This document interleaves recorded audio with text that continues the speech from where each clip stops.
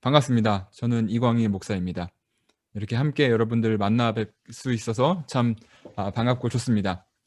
제가 온라인 수련회라고 얘기를 들어서 다들 줌으로 참석을 많이 하시는 줄 알았는데 현장에도 좀 모여 계신가 봐요. 그리고 제가 좀 눈치를 보아하니까 스크린 앞에 큰 스크린을 놓고 그 스크린에 제 얼굴이 비치는 것 같은데 이렇게 그럼 약간 이렇게 해야 좀 뭔가 이렇게 구도가 맞는 것 같은데 아무튼 뭐 그냥 하겠습니다.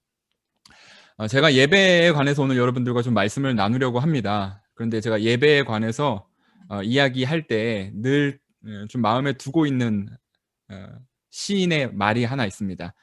루카이저라는 시인의 이야기인데요. 이런 말입니다. 우주는 원자가 아니라 이야기로 이루어졌다라는 말이에요.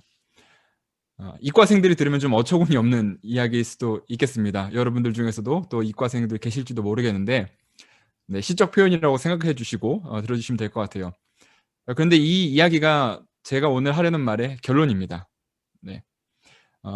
여러분들이 취업을 하시던 간에 혹은 학교를 더 이제 대학원을 가신다거나 진학하시는 경우에 써야 되는 그 서류가 두 가지가 크게 있습니다. 하나는 이력서고 하나는 자기소개서입니다. 여러분들 중에서도 둘 다 써보신 분이 아마 계실 겁니다. 이력서는 어떤 건가요? 여러분들의 뭐 생일 혹은 이름, 뭐 가족관계, 여러분들의 정보, 또 업적, 성과들이 하나하나 나열되어 있는 페이퍼죠. 그 하나하나 나열된 것을 보면서 여러분들의 그 수고와 공 들인 것을 알아보시는 분들도 계실 겁니다. 그런데 어쨌든 이력서는 그 각 정보 하나하나가 그다지 연결되지 않아도 상관이 없는 페이퍼입니다.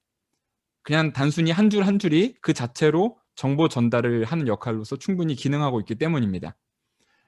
그런 의미에서 이력서는 정보를 나열한 것이라고 볼 수가 있겠습니다. 그런데 자기소개서는 어떤가요? 자기소개서. 여러분들 써보신 분은 아마 공감하실 텐데요.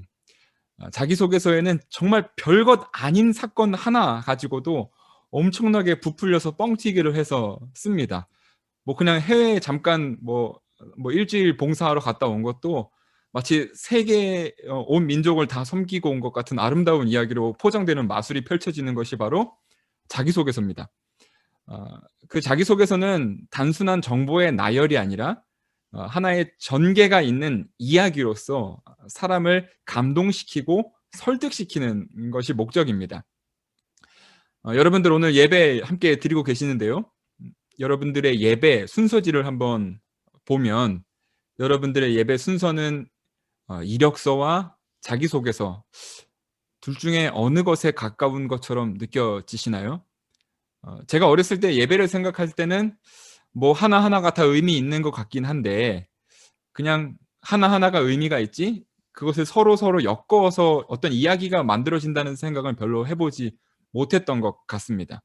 그래서 예배 순서들을 보면 뭐 마치 이력서처럼 의미 있는 정보들의 나열처럼 보이기도 합니다. 그러나 예배는 의미 있는 순서들을 단순하게 나열한 것이 아니고 시작부터 끝까지 하나의 이야기를 갖추고 있습니다. 예배를 드리는 것은 예배가 우리에게 전하는 어떠한 이야기에 우리의 삶을 연결하는 것입니다. 오늘 본문 여러분들 수련의 주제 본문으로 제가 알고 있는데요. 아주 예배에 관해서 대표적인 구절 중에 하나죠. 영과 진리로 예배를 드린다. 제가 어렸을 때 이 구절은 다른 성경 버전으로 더 유명했었는데요. 거기에는 신령과 진정으로라고 되어 있었어요. 영과 진리 이게 신령과 진정으로라고 되어 있었어요. 그러니까 뭐 영과 진리 이거 어려운 거 이런 어려운 이야기고 근데 이제 신령과 진정 이걸 들으면 무슨 말인지는 잘 모르겠는데 감으로 레알 찐으로 예배 진짜 열심히 드리라는 얘기구나라고 생각을 했어요. 진정으로 막 전심으로 그런 말로써 이해를 했습니다. 그래서 지금 여러분들처럼 졸지도 않고 또 집중하고 또 바른 자세로 열심히 찬양하고 온 열정을 다해서 예배를 드리는 거, 그게 신령과 진정으로 영과 진리로 예배를 드리는 거겠구나라고 생각을 했습니다. 그런데 오늘 말씀의 그 문맥을 조금 살펴보면 영과 진리로 예배를 드린다 하는 것은 그저 예배를 열심히 드린다는 말로 해석하기는 조금 어렵습니다. 오늘 본문의 맥락을 보면 그 사마리아 여인이 우물가에서 이제 예수님을 만났어요. 예수님 만나는데 뭔가 되게 비범한 거야. 막 자기 속을 막 다 꿰뚫어 보고 자기의 상황을 막 다 알고, 그러면서 이거 예언자다, 이거 대단한 인물이다라고 알아차리고 나서 그 당대의 신학적이고 그러면서 동시에 민족적인 질문을 예수님께 던집니다.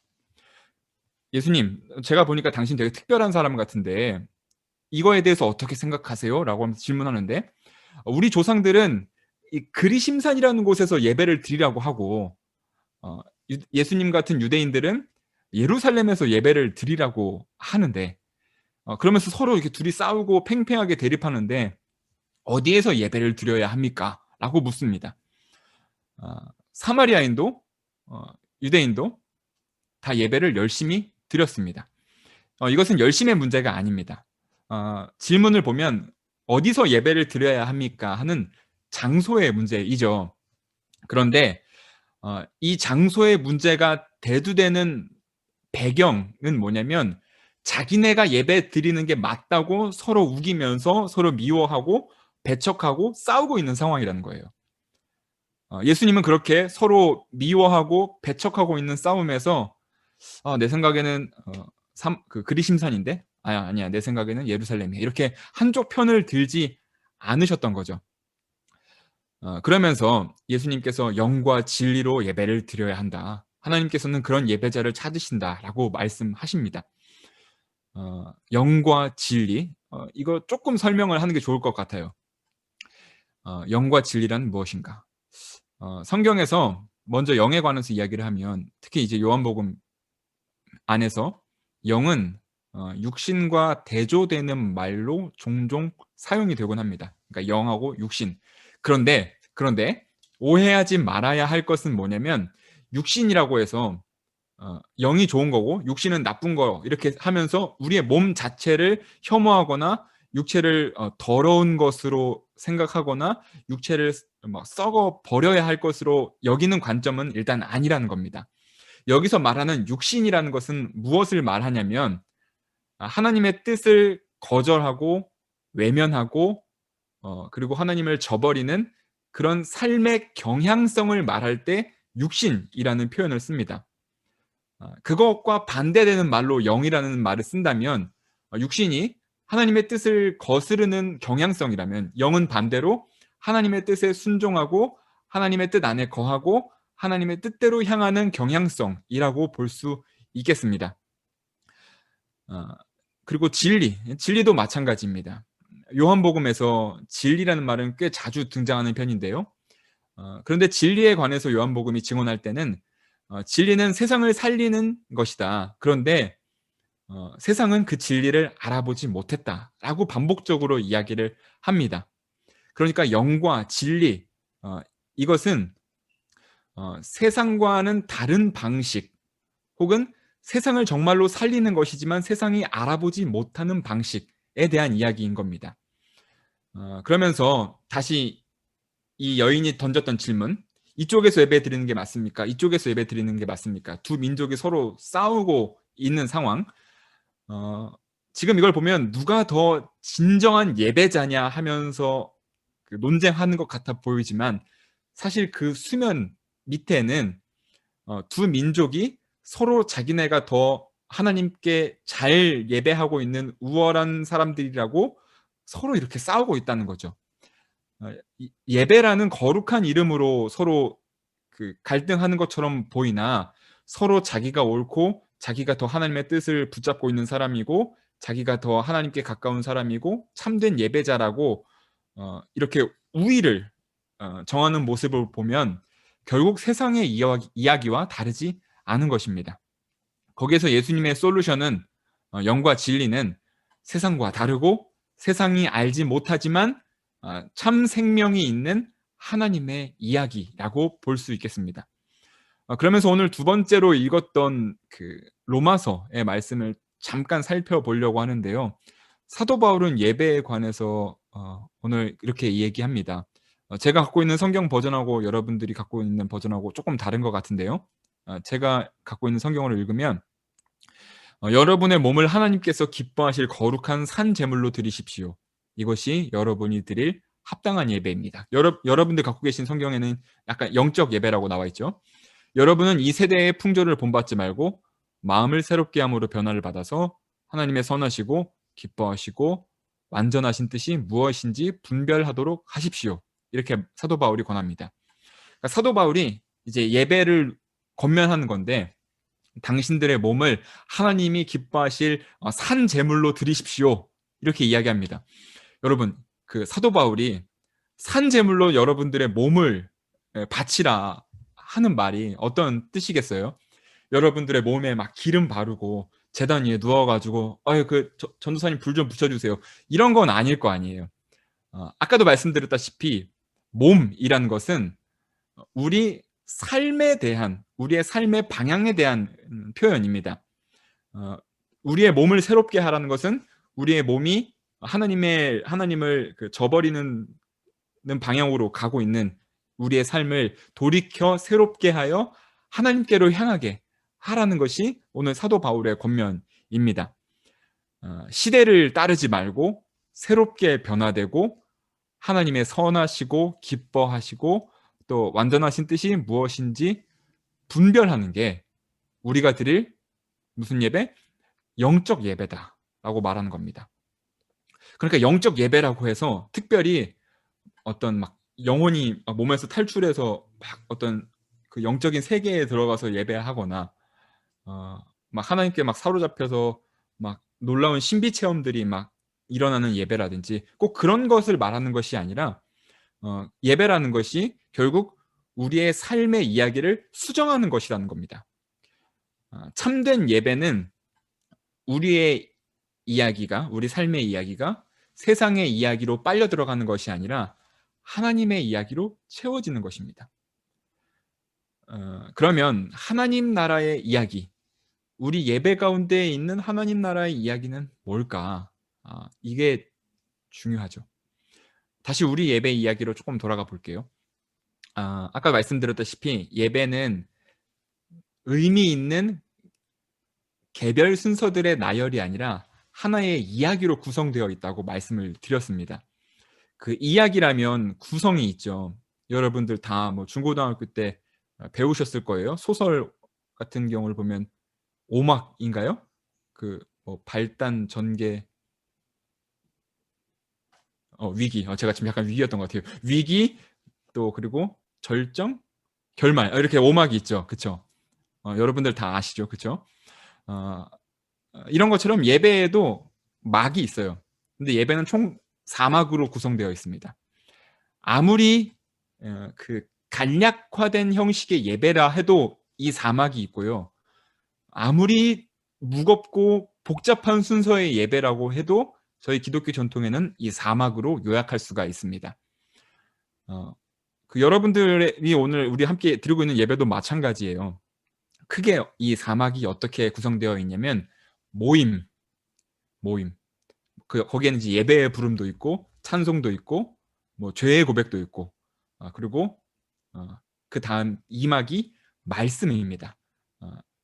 우리가 말씀을 보고 또 설교를 듣고, 그리고 3막이 나눔입니다. 우리가 여기서 봉헌을 하고 그러죠. 이제 더 복잡한 예배 순서에는 여기에 성찬이 들어가요. 성찬을 서로 빵을 떼서 나누는 거니까. 나눔이 3막이고 4막이 마지막 순서가 바로 보냄입니다. 목사님 축도하면서 여러분들 이제 집으로 돌아가죠. 그러니까 이 4막의 이야기를 조금 그냥 이렇게 간략하게 훑어보면 하나님께서 우리를 부르셔서 우리가 모이고 또 우리에게 하나님께서 말씀하시고 그 말씀으로 인하여서 우리가 나눔의 존재로 변화되고 그 변화된 존재인 우리가 세상을 향해서 나아간다는 이야기가 예배 안에는 쭉 흐르는 겁니다. 예배는 하나님이 무너진 우리를 새롭게 부르시고 말씀하시고 우리를 변화시키시고 또 세상으로 보내는 이야기입니다. 그렇다면 세상의 이야기는 어떻습니까? 서로 이용하고 서로 경쟁하고 짓누르고 다투고 차별하고 반목하고 서로 잘났다고 지배하는 것이 세상의 이야기이죠. 어떤 방식으로든지 그 세상에서 싸움에서 승리하면 승리한 사람이 모두 다 가져가고, 연약한 누군가가 있어도 그거는 뭐 네 사정이지, 나는 내 갈 길 간다 하면서 나만 잘 먹고 잘 살면 된다라고 생각하는 것이 세상의 이야기이죠. 손해보지 않는 거예요. 그런데 예배의 이야기는 그것과 아주 많이 다릅니다. 우리는 예배에 와서 하나님께서 우리를 부르셨음을 고백합니다. 그리고 그 부름, 하나님께서 우리를 부르셨기 때문에 우리 자신을 살펴보니까 우리가 하나님의 아름다운 형상으로 지음받았다는 사실을 너무나도 자주 잊어버리고 또 죄 가운데 살고 하나님의 뜻을 저버리면서 살았던 존재임을 우리가 발견하게 되죠. 그러면서 회개 기도도 하고 우리가 새로운 고백도 하면서 주님 앞으로 모입니다. 그런 우리에게 주님께서 사랑의 말씀을 우리에게 들려주시고 우리를 사랑의 존재로 변화시켜 주시고 우리도 세상으로 나아가서 사랑으로 채우라고 우리를 보내십니다. 오늘 예배 순서 마친 다음에 여러분들이 그 수련회 활동으로 예배를 만드는 프로그램이 있다고 제가 들었어요. 그 순서 하나하나의 의미를 헤아리고 살피고 생각하는 것도 몹시 중요하지만 그 순서가 이 하나님의 이야기에서, 예배의 이야기에서 어떤 맥락을 갖느냐가 몹시 중요하다고 여러분들께 꼭 안내 드리고 싶습니다. 예배는 우리의 답답한 현실과 하나님이 우리에게 갖고 계시는 기대, 그리고 이 세상을 향해 갖고 계시는 뜻이 만나는 자리입니다. 우리의 이야기와 하나님의 이야기가 만나서 새로운 이야기가 펼쳐지는 곳이 바로 예배입니다. 예배를 여러분들이 이렇게 구성하고 만든다 했을 때 여러분들이 이런 것을 염두에 두시면 좋아요. 우리의 현실은 이러한데 하나님께서 우리를 어떻게 변화시키고 싶어 하실까? 하나님께서 우리를 새롭게 하신다면 어떤 모습이기를 기뻐하실까? 하는 고민들을 담아내면 정말 좋은 예배가 만들어질 수 있을 것 같습니다. 그런 조망 가운데서 예배의 구성 요소들이 좀 주제가 좀 통일돼야 돼요.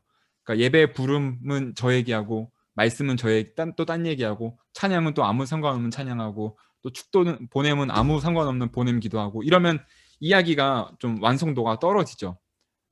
예배가 그렇게 잘 짜여진 이야기가 된다면 그 예배는 엄청난 힘이 있습니다. 사실 교회가 여러 어려움 가운데서도 2000년이 넘는 시간 동안 교회가 유지되어 온 이유는 다른 데 있지 않습니다. 누가 뭐라고 해도 예배에 있습니다. 예배 가운데서 우리의 이야기를 계속 확인하고 품고 살아가는 것이 매주 반복되었기 때문에 교회가 여태까지 살아남을 수 있었던 것입니다. 그런 의미에서 생각해보면 어쩌면 예배는 하나님을 위해 있는 것이 아닐 수도 있겠다는 생각이 듭니다. 약간 좀 위험한 말처럼 들려요. 예배가 하나님을 위해 있는 것이 아니라 어쩌면 사람을 위해 있는 것일 수도 있겠다. 왜냐하면 여러분들 한번 생각해 보세요. 여러분들이 예배를 멈춘다고 해서 하나님의 존재가 막 약해지거나 하나님이 막 힘없어지거나 하나님이 작아지거나 하나님이 사라지거나 그럴까요? 그렇지 않죠. 우리가 예배를 잘 드려도 잘 못 드려도 하나님은 여전히 하나님이세요. 그런데 우리가 예배를 드리지 않게 되면 우리는 어떠합니까? 우리가 하나님의 사랑받는 존재라는 것을 까먹고 우리가 하나님의 사랑을 전하면서 살아야 한다는 것을 까먹고 우리가 세상을 향해서 무엇을 증언해야 하는지 까먹죠. 그렇기 때문에 예배는 물론 하나님을 향한 것이지만 예배는 어쩌면 우리 연약한 인간을 위해 주신 하나님의 선물일 수도 있겠다는 생각이 듭니다. 그래서 성경을 보면 성경에서 제일 먼저 나타나는 예배, 첫 예배는 에덴 동산에서 처음부터 예배가 있었던 것이 아니고 에덴 동산에서 쫓겨난 다음에 거기서 태어난 사람들, 가인과 아벨, 그러니까 에덴 동산 바깥의 첫 사람에게서 예배가 처음으로 시작되었어요. 왜 예배가 거기서 시작되었느냐? 우리가 에덴에서 왔다는 것을 기억하고 우리가 다시 그 에덴처럼 아름다운 세상을 향해서 서로 사랑하면서 살아야 된다는 것을 기억하고 늘 생각해야 한다는 것을 놓치지 않기 위해서 어쩌면 예배는 우리 타락한 인간에게 되돌아갈 고향과 삶의 방향을 안내해 주기 위한 선물 주신 것일 수도 있습니다. 그래서 예배는 우리가 본래 하나님의 형상으로 지음받은 것을 회복하는 이야기, 그리고 이 세상에 생명을 전해주는 이야기를 품고 있습니다. 그렇기 때문에 예배는 그저 이렇게 서로 사랑하는 사람들끼리 모여서 그냥 좋은 얘기하고 하는 사사로운 모임이나 행사가 아닙니다. 예배는 우리의 생명을 위해서, 그리고 세상의 생명을 위해서 계속되어야 합니다. 예배에 아까 그 4가지 사막이 있다고 말씀드렸어요. 모임, 말씀, 나눔, 보냄. 이 각각 순서가 여러분들께서 아직 명확하게 그 구분이 안 져질 수도 있으신데, 언뜻 생각하기에 이 사막 중에 모임, 말씀, 나눔, 보냄 중에서 그 제일 긴 시간은 어떤 걸까요? 그러니까 예배 시간에서 모임 시간, 말씀 시간, 나눔 시간, 보냄 시간, 이렇게 4가지 시간이 있는데 어떤 게 제일 긴 시간을 차지할까요? 여러분들의 지금 그 지루한 표정을 보니까 말씀이 제일 긴 것 같습니다. 예배를 모여서 1시간 예배를 드리는 것을 생각하면 그럴 수 있어요. 찬양 지금 여러분들 아까 보니까 15분 정도 한 것 같고, 제가 지금 20분 넘게 떠들고 있으니까 말씀이 제일 긴 것 같죠. 그런데 잘 생각하셔야 될 것은 뭐냐면 이 보냄 시간입니다. 보냄이 축도하고 여러분들 안녕히 가세요, 한 주 동안 승리하세요, 다음 주에 또 봬요 라고 하면서 보냄의 순서가 끝난 게 아니고요. 축도하면서 이제 보냄이 시작되는 거예요. 그러면서 언제 다시 보냄 순서가 끝나냐면 다음 주에 다시 모여서 예배에 부름할 때, 다음 주 예배의 모임 시간까지가 전부 다 보냄의 시간인 것입니다. 그렇게 예배는 단순히 그냥 한 모임, 1시간으로 끝나는 것이 아니라 사실 우리의 삶 전체가 예배예요. 우리 삶 전체가 예배고, 그렇기 때문에 우리는 우리의 삶을 다해서 하나님의 이야기로 채워야 하고, 또 하나님의 이야기로 우리가 새로워져야 합니다.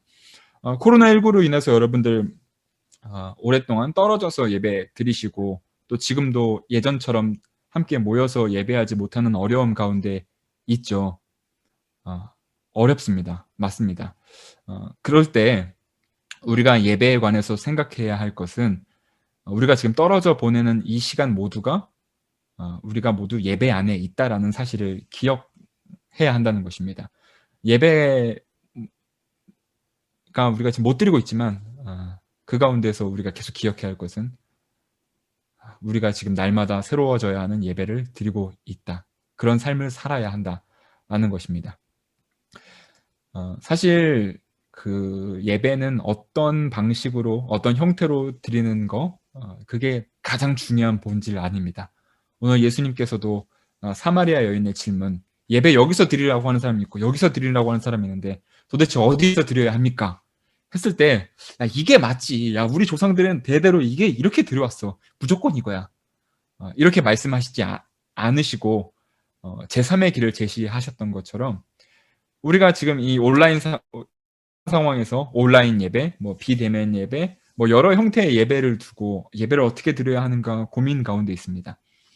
사실 이렇게 모여서 예배를 드리면 제일 좋죠. 제일 익숙하고 서로 더 가까워질 수 있는 스킨십도 할 수 있고, 함께 목소리를 모을 수도 있고, 서로의 이야기도 들을 수 있고, 그게 제일 좋죠. 그런데 꼭 그 방식만 무조건 옳은 예배라고 할 수 없고, 이렇게 떨어져서 예배하는 가운데서도 우리가 참된 예배자로서 살아가는 것을 잊지 않는다면, 우리가 하나님의 구원 이야기를 우리의 삶의 이야기와 연결하는 일을 어느 곳에 어디에 있든지 간에 포기하지 않는다면 어떤 형태의 예배든지, 어떤 순서의 예배든지 반드시 그것만이 하나가 옳다라고 그렇게 주장할 수 있는 것은 아닙니다. 수련회 주제에 나는 예배자입니다 라고 제가 안내받았습니다. 나는 예배자입니다. 이거 참 멋있는 말인 것 같아요. 나는 예배자입니다. 이 말은 나는 세상과는 다른 이야기를 품고 사는 사람입니다 라는 뜻이기도 하거든요. 세상과는 다르게 서로 높아지려고 하는 세상의 이야기와는 다르게 서로 낮아지기를 선택하는 사람, 서로 미워하기에 분주하고 서로의 것을 빼앗기에 바쁜 이 세상에서 나를 다른 사람에게 나누어 줄 수 있는 사람, 그게 바로 예배자인 거죠. 그런 섬김과 나눔과 사랑의 이야기를 품고 사는 사람들이 바로 하나님께서 오늘날 찾으시는 진정한 예배자일 수도 있겠습니다. 오늘 이렇게 함께 모인 시천교회 청년들이 나는 예배자입니다 라는 선언 가운데에서 세상과는 다른 이야기를, 하나님 나라의 이야기를, 사랑의 이야기를 품고 사셨으면 정말 좋겠습니다. 그렇게 참된 예배자로 살아가는 저와 여러분 되기를 간절히 소망합니다. 이 시간 잠깐 기도하겠습니다.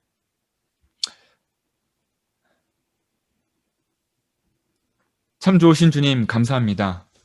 오늘 이렇게 우리 전주 시천교회 청년들과 함께 떨어져 있지만 함께 예배드릴 수 있도록 허락하여 주심에 감사합니다. 하나님, 우리를 예배자로 불러주심에 참으로 감사드립니다. 우리가 예배자라고 고백하는 것은 우리가 단순히 일주일에 한 번 모여서 종교 행사를 하는 사람이 아니라 우리의 삶의 이야기를 하나님의 구원 이야기와 연결시키기로 작정한 사람임을 고백하는 선언입니다. 주님, 당신의 이야기를 우리에게 더욱더 들려주옵소서. 그 이야기를 우리에게 들려주기 위해서 선물로 주신 예배, 우리가 그것을 붙잡고 살아가는 사람들 될 수 있도록 인도하여 주시고, 세상과 다른 이야기를 품고 세상과 다른 방식으로 세상과 다르게 더욱더 사랑과 평화와 섬김으로 살아가는 우리 전주 시천교회 청년들 될 수 있도록 허락하여 주옵소서. 우리를 변화시키시고 새롭게 하실 예수님의 이름으로 기도드립니다. 아멘. 질문이 들어왔습니다. 네. 예. 지금 이 코로나19로 인해서 교회 이미지가 많이 떨어졌는데 우리가 예배자로서 특별히 이런 상황에서 뭔가 마음 중요하게 생각해야 될 부분이나 지켜야 될 부분이 있다면 어떤 것이 있을지 궁금하다고. 네. 네.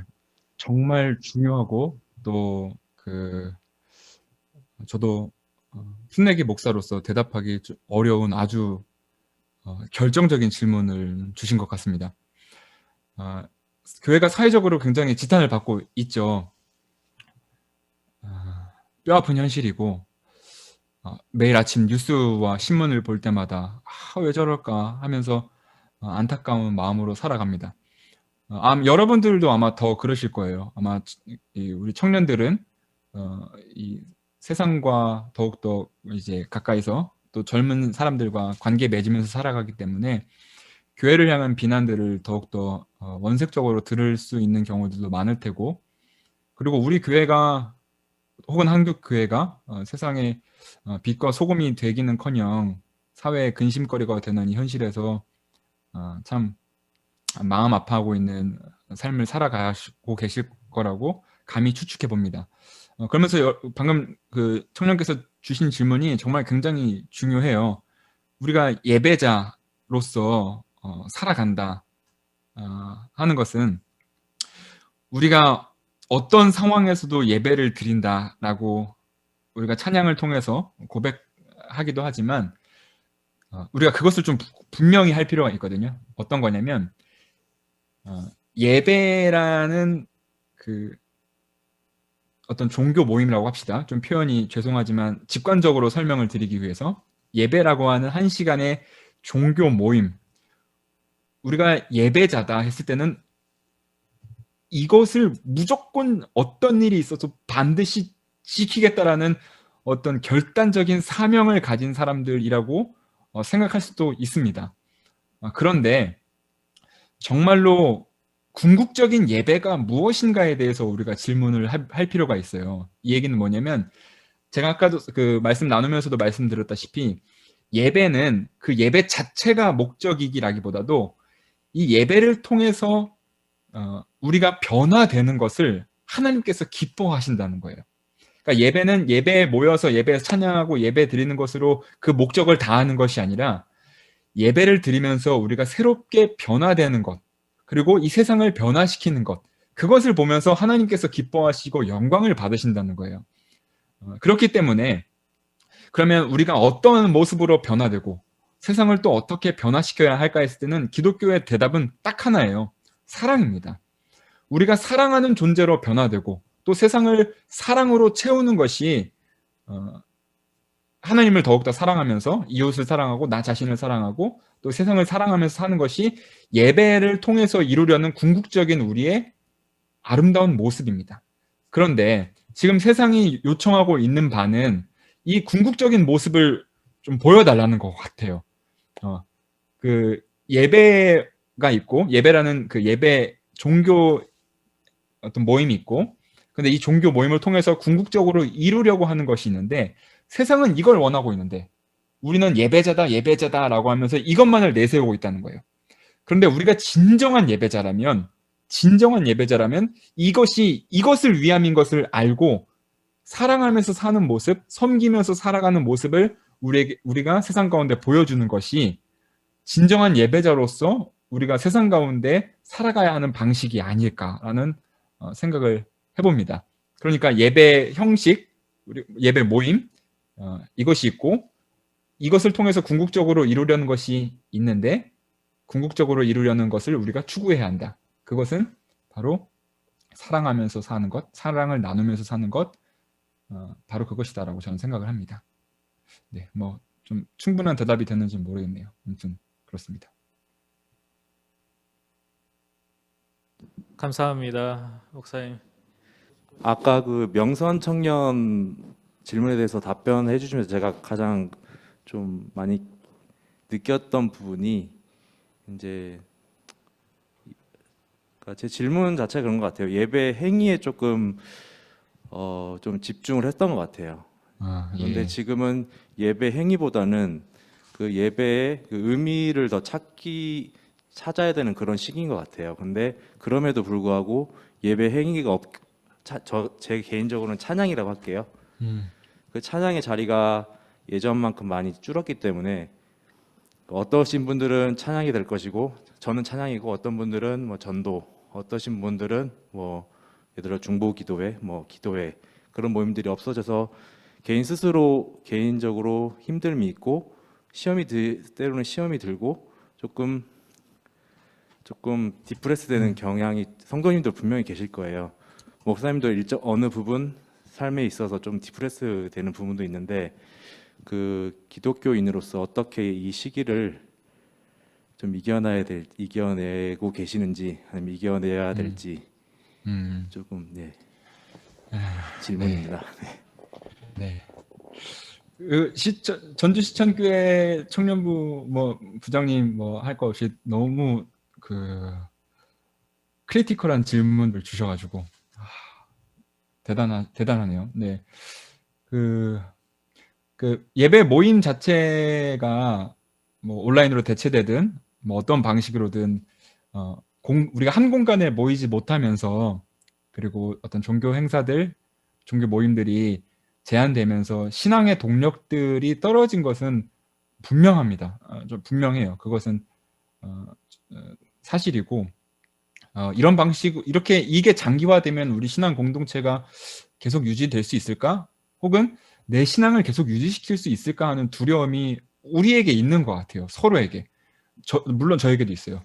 제 이제 목사 안수를 몇 년 이제 받은 지 얼마 안 되는데 아유 이러고 나 목회 나중에 어떡하지? 하는 불안이 저한테도 있거든요. 오랫동안 신앙을 해오신 분들은 그 신앙 방식이 지금 변화되는 이 과정에서 굉장히 어려움들을 체질적으로 겪고 계실 것 같아요. 참 답답한 시기 우리 모두가 보내고 있는 것 같고요. 이제 그 찬양을 말씀해 주셨으니까 찬양에 관해서만 이야기한다면 저는 지금 좀 사실 한계가 있는 것은 그냥 좀 인정해야 되는 부분들이 있는 것 같아요.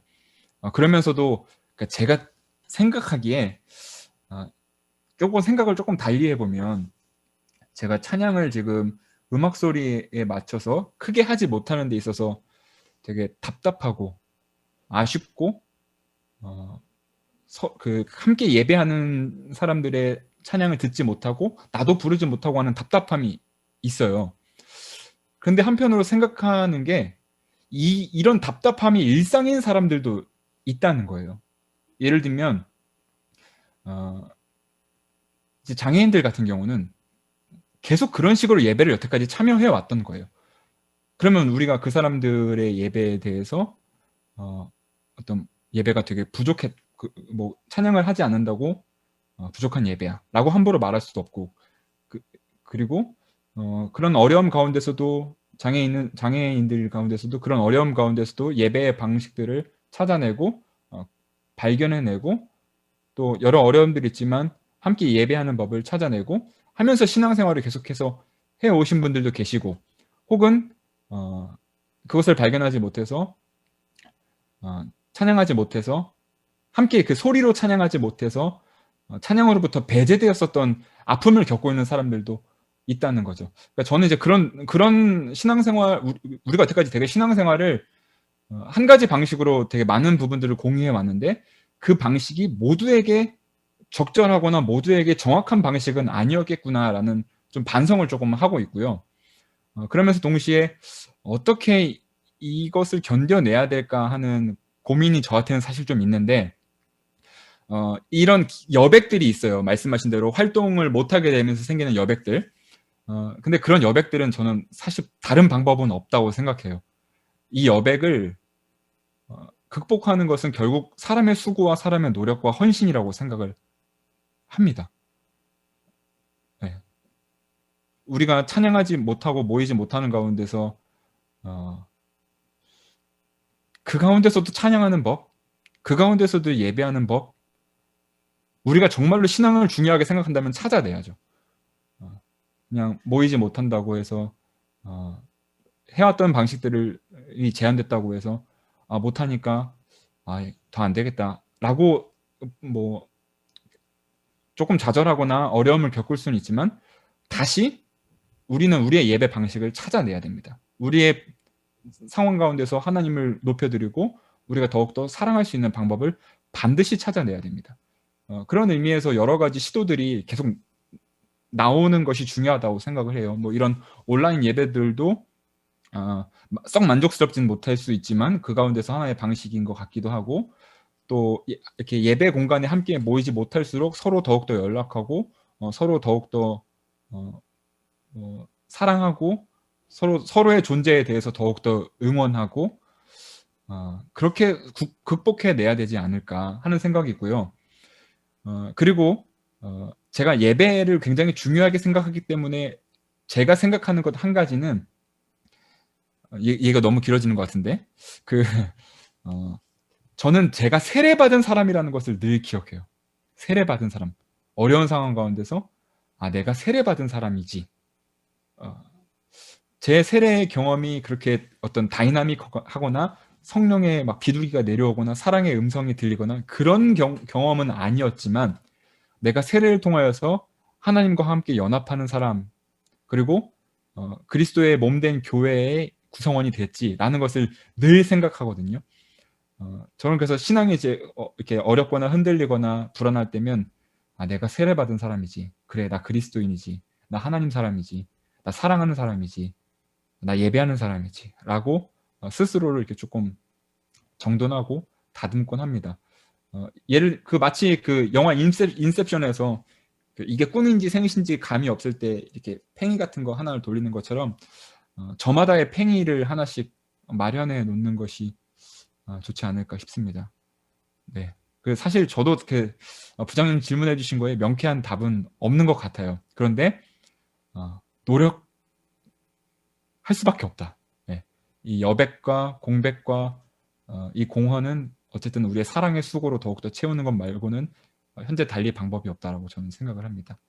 이것이 우리 시대에 주어진 하나의 사명이겠죠.